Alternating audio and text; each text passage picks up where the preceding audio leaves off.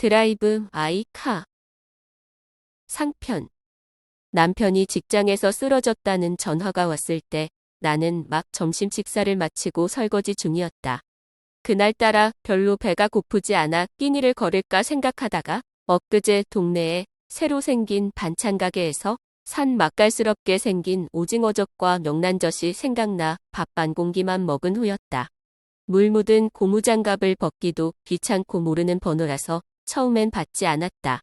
곧바로 같은 번호로 전화가 왔지만 받지 않았다. 세 번째는 남편의 사무실 전화번호였다. 상대방 목소리는 들어본 적 있는 남편의 직장 후배였다. 중견기업의 임원인 남편의 신임을 얻어 승진가도를 달리는 젊은 남자로 회사의 행사 자리에서 나에게 정중히 인사하는 것을 눈여겨봤었다. 병원에 도착했을 때 남편은 이미 수술실로 들어간 뒤였다. 정수리가 훤히 보일 정도로 머리숱이 적은 어느 의사가 나에게 동의서를 내밀며 남편의 상황에 대하여 설명했다. 그는 피곤한지 연신 입을 벌려 하품했다. 그러다 잠꼬대하는 것처럼 부정확한 발음으로 뇌혈관이 터져서 빨리 수술을 안 하면 사망할 수 있다고 했다. 수술이 잘 되더라도 중증 장애를 안고 살아갈 수도 있다고 덧붙였다. 겁에 질려 나도 모르게 입이 벌어졌다. 내가 손을 올려 떨리는 입술을 진정시키는 동안 그는 손으로 입을 가리며 하품했다. 나는 5살배기가 연필을 쥐고 처음으로 따라 써본 제 이름처럼 동의서에 서명했다. 의사는 내 손가락 땀이 밴 종이를 낚아채더니 복도를 따라 걸어갔다. 멀리서 그가 두 팔을 머리 뒤로 넘기며 기지개를 켰다. 그의 하품 소리가 들려오는 것 같았다. 그날 밤 남편은 수술에서 깨어나지 못했다. 수술실을 나온 의사에게 남편이 죽었다는 말을 들었을 때 나는 창밖에 흐드러지게 핀 벚꽃을 바라보고 있었다. 야간 조명이 운치 있게 비추고 있어 몇몇 사람들이 그 앞에서 사진을 찍고 있었다. 그가 남편의 시신을 보고 싶은지 물었다. 나는 괜찮다고 답했다. 그는 목례를 하고 돌아갔다. 나는 한참 동안 멍하니 창밖만 바라봤다. 일본에서 사는 하나뿐인 아들에게 알리기 위해 핸드백에서 휴대전화를 꺼냈다. 남편의 장례식장 복도에 근조화환들이 가득 찼다. 회사, 동창회, 거래처, 골프장뿐 아니라 남편과의 관계를 알 수 없는 이름들도 많았다. 그중 눈에 띄는 이름이 하나 있었다. 당신의 비즈니스 파트너, 킨. 비즈니스 파트너는 무슨 얼어 죽을 파트너. 남편이 접대를 핑계로 드나들던 술집일 것이다. 개 버릇 남 못 준다고 여자 문제로 생전에 내 속을 그렇게 썩이고 아들과도 멀어진 주제에 죽어서까지 연병이다. 남의 상갓집에 입간판처럼 세워둔 그 허환이 꼴도 보기 싫었다. 조문객들에게 술집을 광고하려는 그 마음이 아주 괘씸했다. 나는 첫날부터 일을 거들고 있는 문석에게 그 허환을 치워버리라고 말했다.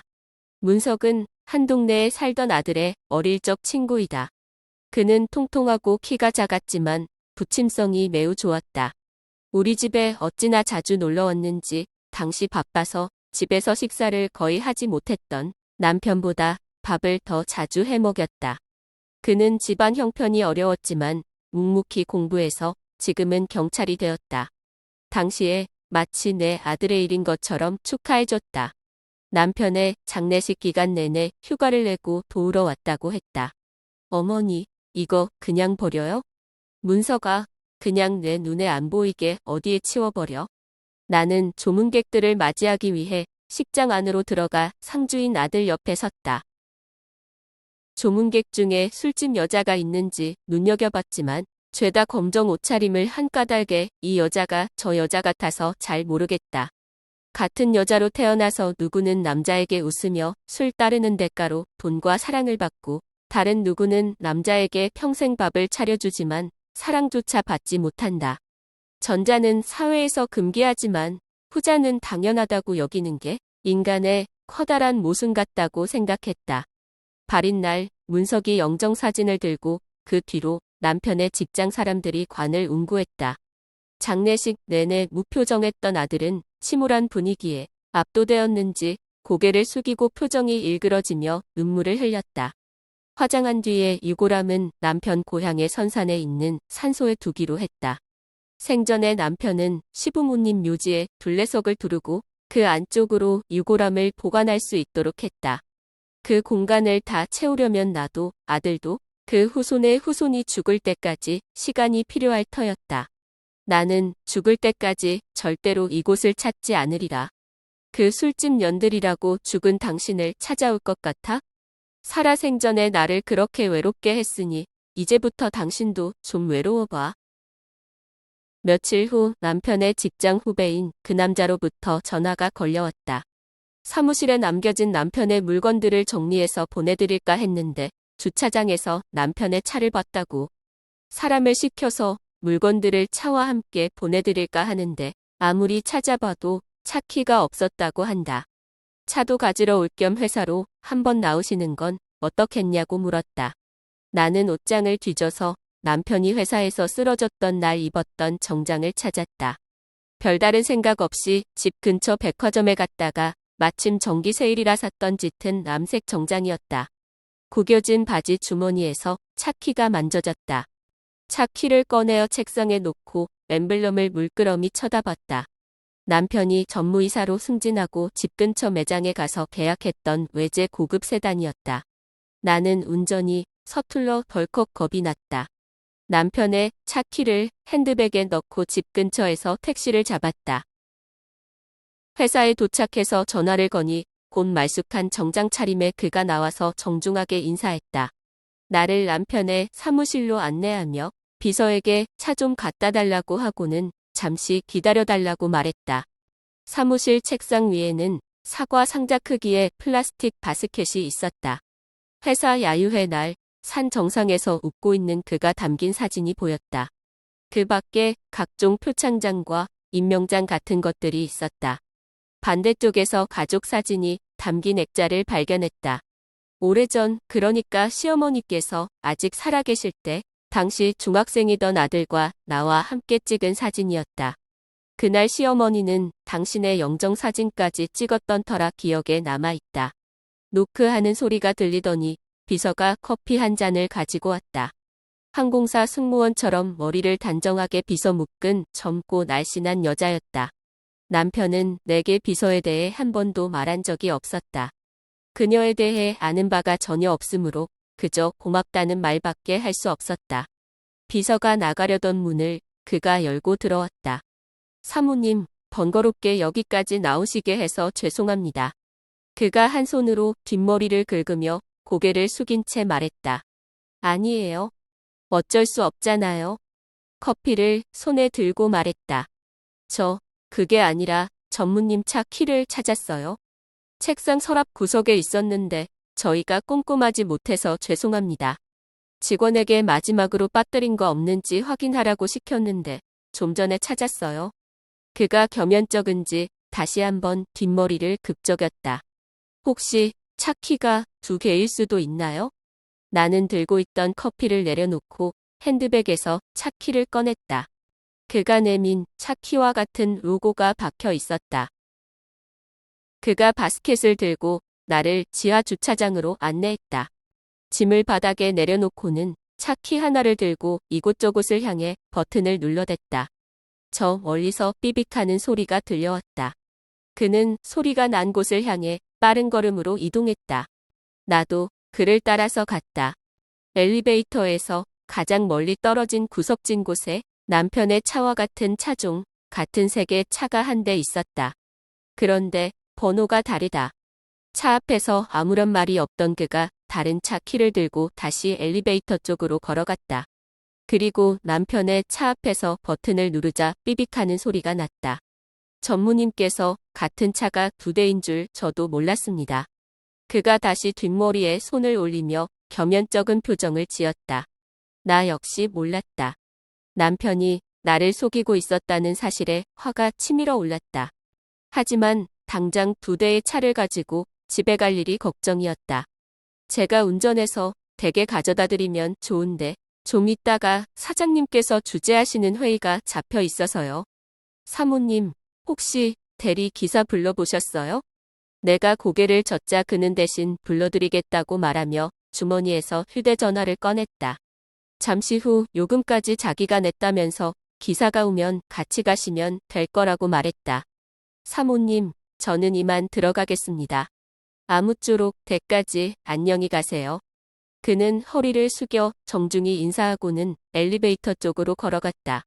곧 차 키를 건네주지 않았다는 것을 깨닫고는 급히 되돌아와 나에게 차 키 2개를 넘겨주었다.